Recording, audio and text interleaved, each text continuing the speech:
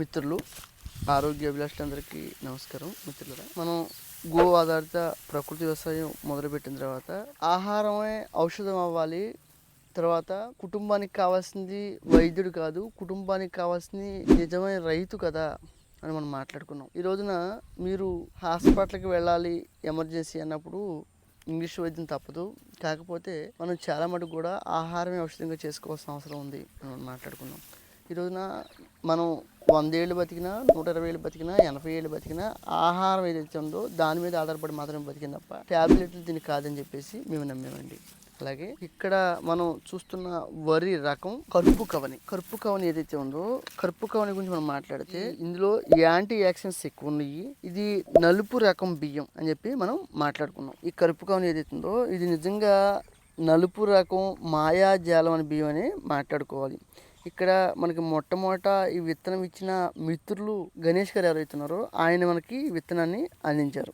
ఇందులో ఈ బియ్యాల గురించి చూసుకుంటే మంచి పోషక విలువలు ఉన్నాయి. ప్రోటీను, ఫైబరు, ఐరన్ అని మాట్లాడుకుంటాం, ఇనుము. ఇది చాలా మంది మిత్రులు కొన్ని అధ్యాయాల వల్ల ఈ బియ్యాల్లో 23 రకాల యాంటీ ఆక్సిడెంట్స్ ఉన్నాయి. తర్వాత అన్ని రకాల బియ్యాలతో పోల్చుకుంటే అత్యధికంగా యాంటీ ఆక్సిడెంట్స్ ఉన్నాయని చెప్పి మనం మాట్లాడుకున్నాం. ఈ మధ్యకాలంలో గుండె సంబంధిత రోగాలు ఏవైతే ఉన్నాయో ఇది తగ్గిస్తుందని చెప్పి పెద్దలు, గురువులు జగ్గు వాస్తవ గారు ఎవరైతున్నారో ఆయన కూడా దీని గురించి చెప్పడం. ఇది నిజంగా అండి, ఇది తిన్నవాళ్ళు శక్తివంతంగా తయారవడంతో పాటు క్యాన్సర్ ఏదైతుందో క్యాన్సర్ని 100% నిరోధిస్తుంది. ఎప్పుడు తినాలి మీరు? ఇది మనకి ఏదైతే రోగం వచ్చిందో రోగం వచ్చినా కాదండి, మొట్టమొదటి నుంచి కూడా ఈ రవ్వలుగా ఉదయం కానీ సాయంత్రం కానీ ఒక మనిషికి ఒక 3 స్పూన్లు 3 చెంచాలు రవ్వను వేసుకుని దాదాపుగా ఒక 2 గ్లాసులు వాటర్ పోసుకుని వాటర్ మరిగిన తర్వాత ఇది వేసి జావలాగా తాగే ప్రయత్నం చేయొచ్చు. అలాగే ఇది చాలా మంది ఆడవాళ్ళకి రొమ్ము క్యాన్సర్ వచ్చే ప్రమాదం ఉంటుందండి. దాన్ని కూడా ఇది పూర్తిగా అరిగడుతుందనే చెప్పాలి. ఈ రోజున చాలా మంది మిత్రులు బ్లాక్ రైస్ అంటే చాలా రకాలు ఉన్నాయి. కాలాపట్టి, కరుపు కవని, కృష్ణవిహి ఇవన్నీ కూడా. అలాగే ఉన్న దేశవాళీ రకాల నల్ల బియ్యాల్లో దీని పంట కాలం ఎక్కువ అని చెప్పి మనం మాట్లాడుకోవాలి. గణేష్ గారి గురించి పదే పదే చెప్పడానికి ఆయన 6 నెలలకు పైనే పండే పంటలు ఏవైతున్నాయో అవి ఎక్కువ పండించడానికి ఆయన ఇష్టపడుతూ ఉంటారని చెప్పేసి మనం మాట్లాడుకున్నాం. అలాగే ఈ రోజున మనం కూడా అవును కదా, ఎక్కువ రోజులు పంట ఏదైతే ఉందో ఆయన అది చెప్తూ ఉంటారు. ఎప్పుడు కూడా ఎక్కువ రోజులు పంటను కనుక మనం పండించగలిగితే భూమిలో ఉన్న సారాన్ని, భూమిలో ఉన్న బలాన్ని, సూర్యభగవాను నుంచి అద్భుతమైన శక్తిని కూడా మొక్క తీసుకుంటుంది. అది మన శరీరానికి చాలా అవసరం అని మాట్లాడుకున్నాం. ఈ రోజున అంటే మీరు తీసుకునే బియ్యాలు చాలా మటుకు కూడా పిండి పదార్థం, కార్బోహైడ్రేట్స్ తప్ప అందులో ఏమీ లేవని చెప్పి మనం చాలా సందర్భాల్లో మనం మాట్లాడుకున్నాం. మనకు కావాల్సింది ప్రతిరోజు కూడా ప్రోటీను, ఫైబరు, కాల్షియము ఇట్లా అనేకం మనకి శరీరానికి కావాలి. ఇవన్నీ ఉంటేనే ఈ మానవ శరీరం ఏదైతుందో ఇది అద్భుతంగా కూడా పనిచేస్తుందని మనం మాట్లాడుకున్నాం. ఈ రోజున మన దగ్గర ఐరన్ లోపంతో చాలామంది బాధపడుతున్నారు. వాళ్ళకి ఇది అద్భుతంగా పనిచేస్తుంది. మిత్రులారా, మీరు అందరూ గమనించాలి. ఆడవాళ్ళు, మగవాళ్ళు, పిల్లలు ఎవరైనా సరే ఈ బియ్యాలని అన్నంగా వండుకు తినే ప్రయత్నం చేయొచ్చు.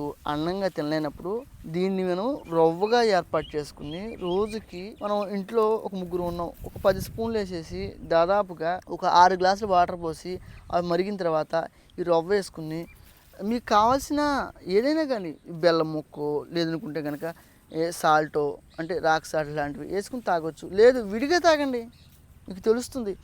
ఈ రోజున ఉప్పు గురించి చాలామంది ఉప్పు లేకపోతే రుచి రావట్లేదండి. మీ రాక్ సాల్ట్ ఏదైతే ఉందో ఆ సాల్ట్లో ఉప్పు శాతం చాలా తక్కువ, అంటే ఉప్పుగా ఉండే గుణాలు చాలా తక్కువ ఉన్నాయని చెప్పి చాలామంది మాట్లాడుతున్నారు. మిత్రులారా, ఈ రోజున రాక్ సాల్ట్ ఏదైతే ఉందో సైంధవ లవణం అని మనం మాట్లాడుకుంటూ ఉంటాం. అది రాతిని తీసుకొచ్చి దాన్ని గ్రైండింగ్ చేసి మా మిత్రుడు ప్రవీణ్ గారి దగ్గర మనం తీసుకుంటా ఉన్నాము. ఈ రోజున చాలామంది సైంధవ లవణం అనేసరికి రంగులు కలుపుతూ ఉన్నారు సాల్ట్లో. మీరు గమనించారా? ఎప్పుడు కూడా రాయి ఎర్రగా ఉంటుంది. ఆ సాల్ట్ దంచిన తర్వాత అంటే దాన్ని నూరిన తర్వాత పౌడర్గా చేసిన తర్వాత అది ఎర్రగా ఉండదు, తెల్లగా ఉంటుంది. ఇది మనం గమనించవలసిన అవసరం కూడా ఉంది. అలాగే ఈ రోజున తీర ప్రాంతం, సముద్రం మొత్తం కూడా డంపింగ్ యార్డ్ అయిపోయిందనే చెప్పాలి. ప్లాస్టిక్ వ్యర్థాలు తిని ఈ రోజున చేపలు చనిపోతాయని చెప్పి ఐక్యరాజ్య సమితి లెక్కలు చెప్తా ఉన్నాయండి. ఈ రోజున మనకి ఫోన్ ఉంటే ఎంటర్టైన్మెంట్ చూడడం లేకపోతే టైంపాస్ చేయడం ఇది కాకోకుండా ప్రపంచంలో ఏం జరుగుతుంది ఏంటంటే మన ఆరోగ్య విషయంలో కావచ్చు, లేదా మనకుండే సమస్యలు కావచ్చు, ఐక్యరాజ్య సమితి మనకి ఏం చెప్తుంది అనేది కూడా మనం గమనించవలసిన అవసరం కూడా ఉంది. అలాగే ఈ రోజున ఎక్కువ మంది రోగగ్రస్తులు అవుతూ ఉన్నాము. 2030 నాటికి ప్రతి ఇంట్లో కూడా ఒక క్యాన్సర్ పేషెంట్ ఉంటారు. అసలు మనమే అవ్వచ్చాము. ఎందుకంటే ఈ రోజున మనం తీసుకునే ఆహారం ఏదైతే ఉందో అందులో వ్యాధి నిరోధక శక్తి లేదు. తర్వాత మనం వాడే ప్లాస్టిక్ ఏదైతే ఉందో ప్రతి దాంట్లో ప్లాస్టిక్. మీకు టీ తాగే అలవాటు ఉంటే అందులో ప్లాస్టిక్, మీరు టిఫిన్ చేసి బయట బ్రేక్ఫాస్ట్ చేసే అలవాటు ఉంటే అందులో ప్లాస్టిక్, తర్వాత మీరు తాగే నీళ్ళల్లో ప్లాస్టిక్. నాకు చక్కటి మాట నేను విన్నాను వాళ్ళిద్దరి దగ్గర. మా గురువు గారు, ఆయన పాదపద్మం నమస్కరిస్తూ గురువు గారు విజయరామ్ గారు, బట్ట సంచి వాడాలి. చక్కగా ఆయన తగిలించేసుకుంటారు, చక్కగా తగిలించేసుకుని చక్కగా వెళ్ళిపోతుంటారు. నేను కూడా అదే ఫాలో అయితే ఈ మధ్యకాలంలో కొంతమంది చూసి ఆ వేషం ఏంటి, ఆ బట్టలు ఏంటి, ఆ బ్యాగ్ ఏంటి అంటే వీళ్ళు ఎలా చూస్తారంటే ఏదో అనాథల్లాగా, ఏదో అడుక్కు తినేవాళ్ళలాగా చూస్తుంటారు. అది నిజంగా తప్పండి. ఎప్పుడైతే మీ విజ్ఞానం మీకు అదే నేర్పిందా అనేది కూడా మీరు గమనించవలసిన అవసరం ఉంటుంది. బట్ట సంచిలో మనం ఏం పెట్టుకుంటాం? కావాల్సిన వాటర్ బాటిల్, మనకు కావాల్సిన పుస్తకం పెన్ను, లేకపోతే మనకు కావాల్సిన మొబైల్ ఫోను, లేకపోతే మనకు కావాల్సిన ఏదో ఉంటాయి కదండి, అవి పెట్టుకుంటాం చక్కగా సింపుల్గా. ఆ బట్ట సంచిలో బ్యాగ్లోనే ఇంకో 2-3 క్లాత్ బ్యాగులు పెట్టుకుంటాం. బజార్కి వెళ్తూ ఉంటాం, ఏదో తెచ్చుకుంటూ ఉంటాం. అది బియ్యం కావచ్చు, కూరగాయలు కావచ్చు, ఏదో మనకు కావాల్సినవి. ప్లాస్టిక్ వాడుతూ ఉన్నాం కదా, అది ఎంత ప్రమాదం అండి. ఈ రోజున నిజంగా నాకు అనిపిస్తూ ఉంటుంది, నిజంగా భూదేవి తల్లికే గనక నోరుండి శపిస్తే ప్లాస్టిక్ వాడే వాళ్ళందరినీ కూడా శపిస్తుందేమో అని చెప్పేసి ఒకసారి బాధ, ఆవేదన. ఏమండి ఈ రోజున ఒక ప్లాస్టిక్ కవరు ఏదైతే ఉందో భూమి మీద ఇలా పడితే పడిన నీళ్ళు ఏవైతే ఉన్నాయో నేలలోకి ఇంకా దాని మీద ఆగిపోతుంది. ఒక ప్లాస్టిక్ కరగాలంటే 500 సంవత్సరాలకి పైనే పడుతుందని చెప్పేసి ఈ మధ్యకాలంలో చాలా లెక్కలు చూస్తే, గణాంకాలు చూస్తే మనకి అర్థమవుతుంది.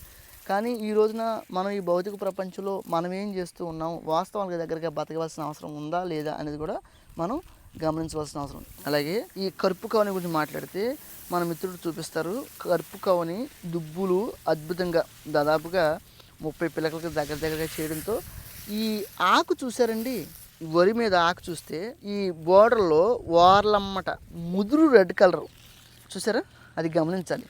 కరుపు కవని అండి ఇది ఎంత అందంగా ఉంటుంది అంటే ఇది ఇప్పుడు పూర్తిగా కూడా పొట్ట దశకి దగ్గరలో ఉంది. ఇది మనం 18 రోజులు నారు తీసుకుని తర్వాత ఇది మనం నాట్లు వేసుకుని దగ్గరగా 110 రోజుల దగ్గరగా అవుతుంది. అంటే 130 రోజులు అయింది. ఇంకా మనకి దాదాపుగా 60 రోజులకి ఇది కోతకు వస్తుంది అని చెప్పేసి మనం మాట్లాడుకున్నాం. ఇక్కడ ఎక్కువ రోజులు పంటలు ఎవరైతే పండిస్తూ ఉన్నారో, ఎక్కువ రోజులు పంటలు ఎవరైతే తింటా ఉన్నారో వాళ్ళ ఆరోగ్యం కూడా ఉన్ననాళ్ళు కూడా మీరు ఆరోగ్యంగా ఉంటారు.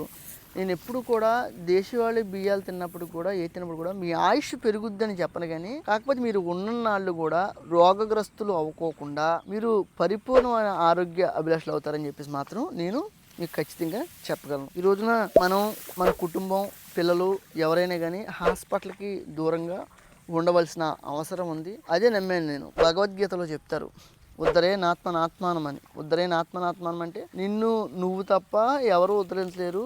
ఉద్ధరించినప్పటికీ కూడా అది కొంత సమయం మాత్రమే. ఈ రోజున మీరు చేసే పని కావచ్చు, మీరు తీసుకునే ఆహారపు అలవాట్లు కావచ్చు, లేదనుకుంటే మీరు ఏదైతే నమ్మిన సిద్ధాంతం కోసం మీరు ఏదైతే పని చేస్తూ ఉన్నారో అవన్నిటి గురించి కూడా కావచ్చు. ఈ రోజున ఇక్కడ మనం కరుపు కవని గురించి మాట్లాడుకున్నాం కదా. కరుపు కవని గుండె సంబంధిత రోగాలకి ఇది అద్భుతంగా పనిచేస్తుందని మనం మాట్లాడాం కదండి. ఇలాగే మనం చాలామంది హార్ట్ బైపాస్ చేయించుకోవడం, హార్ట్లో వాల్స్ ఏవైతే ఉన్నాయో అవి పూడిపోవడం. ఏమండి మన నరాలు ఎలా ఉంటాయంటే, మన దారం ఉంటుంది కదండి, అంటే పూలు మాలలు కట్టడం, పొట్లాలు కట్టడం అలా దారం ఉంటుంది కదా, అంత సన్నగా ఉంటాయి. అందులో నుంచి రక్త ప్రసరణ జరగడం, మన శరీరానికి కావాల్సిన సిమ్టమ్స్ అన్నీ కూడా నరాలు బ్రెయిన్కి అందించి ఇప్పుడు మనం ఇలా అంటూ ఉన్నాం అంటే మనకి నరాలు పనిచేస్తూ ఉన్నాయి. ఇలా అన్నాం కదండి, ఇది మైండ్కి సిగ్నల్ ఇస్తే, అంటే బ్రెయిన్కి సిగ్నల్ ఇస్తే ఇది మనం ఇలా అనగలుగుతున్నాం నరాల సహాయంతో మాట్లాడుకున్నాం. ఈ రోజున నరాలు కరెక్ట్గా పనిచేయకపోతే ఎన్ని సమస్యలు ఉన్నాయంటే మీకు కాలు చేయి పడిపోవడం, పక్షవాతం రావడం, బ్రెయిన్ రక్తం గడ్డగట్టడం. నరాలు అన్నవి చాలా ఇంపార్టెంట్ అని చెప్పి మనం మాట్లాడుకున్నాం. అలాగే నరాలకు సంబంధించి ఇది బాగా పనిచేస్తుంది. చాలామంది వణుకుతూ ఉంటారు. అది ఆడవాళ్ళు కావచ్చు, మగవాళ్ళు కావచ్చు, ఇట్లా చేతులు వణకడం ఇలాంటివన్నీ జరుగుతున్నప్పుడు ఇది ఈ ఆహారం ఏదైతుందో ఈ వణుకుడు రోగానికి కూడా ఇది అద్భుతంగా పనిచేస్తుంది. ఈ రోజున గుండెల్లో వాల్స్ ఏవైతే ఉన్నాయో హార్ట్‌లో వాల్స్ పూడిపోతే మనం వాల్స్ ఏసుకున్నారు. లేకపోతే ఇక్కడ చీల్చి హార్ట్ బైపాస్ చేశారని మాట్లాడితే అటువంటివి కూడా పూడిపోతా ఉన్నాయి. మీరు చేయించుకుంటా ఉన్నారు. 3, 4, 5 ఏళ్ల తర్వాత మేము తీసుకునే నూనెల వల్ల, మనం తీసుకునే ఆహారం ఏదైతే ఉందో దానివల్ల మళ్ళీ పూడిపోతా ఉన్నాయి. దీనికి పరిష్కారాలు ఏంటని చెప్పి ఈ మధ్యకాలంలో చాలామంది నన్ను ఫోన్ చేసి అడగడం, లేకపోతే కొంతమంది పెద్దలు కూడా నాకు చెప్తా ఉన్నారు. దీని గురించి కూడా మీరు మాట్లాడే ప్రయత్నం చేయండి.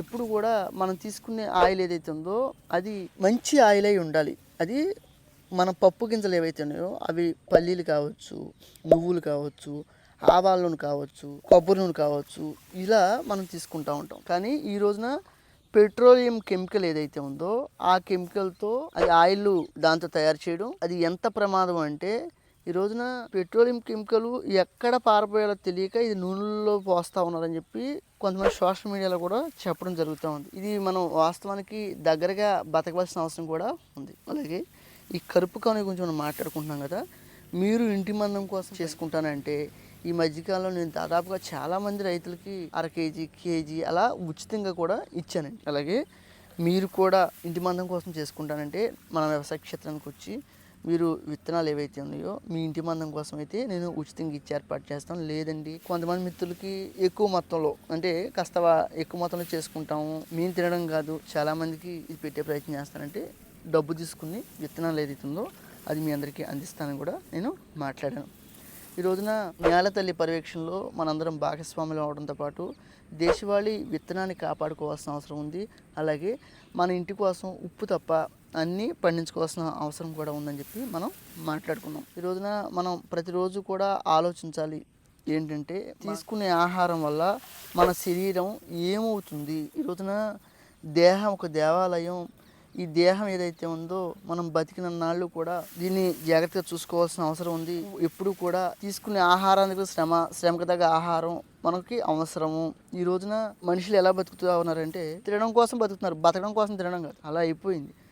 120 సంవత్సరాలకు మన లైఫ్ టైం అయితే 120 సంవత్సరాలకి సరిపడా ఆహారాన్ని కేవలం 40 సంవత్సరాల్లో మాత్రమే తినేస్తున్నారంటే మనం ఎంత ప్రమాదపు అంచులలో మనం ఉన్నామని కూడా మనం మాట్లాడుకోవాల్సిన అవసరం కూడా ఉంది, మనం తెలుసుకోవాలి.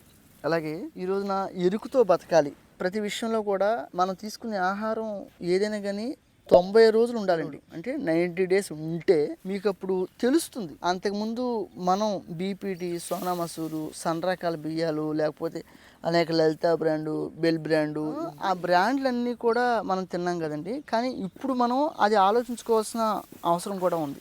ఏమని ఈ ఆహారం తిన్నాము 90 రోజుల తర్వాత ఎలా ఉంది, మన శరీరం ఏ విధమైన మార్పులు కోరుకుంటా ఉంది. ఇది ప్రతిదీ కూడా అండి 89 లక్షల జీవరాశుల్లో మనిషికి ఒక్కడికి ఆ జ్ఞానాన్ని ఇచ్చాడు. ఇది నా బాధ, ఇది నా ఆవేదన అని చెప్పుకునే అవకాశం ఉంది. ఏది కూడా అది గోవు కావచ్చు, కదమాది ఏదైతే జీవరాశులు ఉన్నాయో ఏది కూడా నాకు ఇది బాధ వచ్చింది, నాకు ఇది ప్రాబ్లం అని నోరు తెచ్చి చెప్పుకునే అవకాశం. అందుకనే వాటిని మనం ఏమంటాం మోగ జీవులు అని అంటూ ఉంటాం. అలాగే మిత్రులారా ఈ రోజున కరుపు కౌని విత్తనం గురించి నేను ఏదైతే నేర్చుకున్నానో ఆ విజ్ఞానాన్ని మీ అందరికీ అందించాలన్నది నా ఆలోచనతో నేను పనిచేస్తున్నాను. అలాగే కరుపు కౌని రవ్వలతో నేను స్వీట్ చేయడం కూడా మీ అందరికీ చూపిస్తాను. మొన్న ఒక 4-5 రోజుల క్రితం కూడా నల్ల బియ్యాలు ఏదైతే ఉందో దాంతో మనం మన వ్యవసాయ క్షేత్రంలో స్వీట్ ఏదైతే ఉందో అది చేసుకున్నాం. అలాగే భవిష్యత్తులో కూడా దేశవాళీ రవ్వలు, దేశవాళీ బియ్యాలతో మనం ఎలా వంటలు చేసుకోవచ్చు చాలా సింపుల్గా. అంటే దీని గురించి ఓకే కష్టపడిపోవాల్సిన అవసరం లేదు. దేశవాళీ బియ్యం అనేసరికి ఎర్ర బియ్యం, నల్ల బియ్యం, లావు బియ్యం అంటూ ఉన్నారు కదా, వ్యాధి నిరోధక శక్తి కూడా వాటిల్లోనే ఎక్కువగా ఉంది. మనకి ఏదైతే తెలియకోకుండా శారీరక సమస్యలు ఏవవుతున్నాయో ఇవి పూర్తిగా కూడా ఈ బియ్యాలు దూరం చేస్తాయి అని చెప్పి చెప్పాలి. ఈ రోజున మీరందరూ కూడా ఆరోగ్యాభిలాషులు అవ్వాలి. ఈ నేల తల్లి పర్యవేక్షణలో మీరందరూ భాగస్వాములు అవ్వాలి. ఈ రోజున స్వదేశీయత అంటే ఏంటో కూడా తెలుసుకోవాలి. పిల్లలకు చెప్పే ప్రయత్నం కూడా చేయాలని నేను మనస్ఫూర్తిగా కోరుకుంటూ నమస్తే.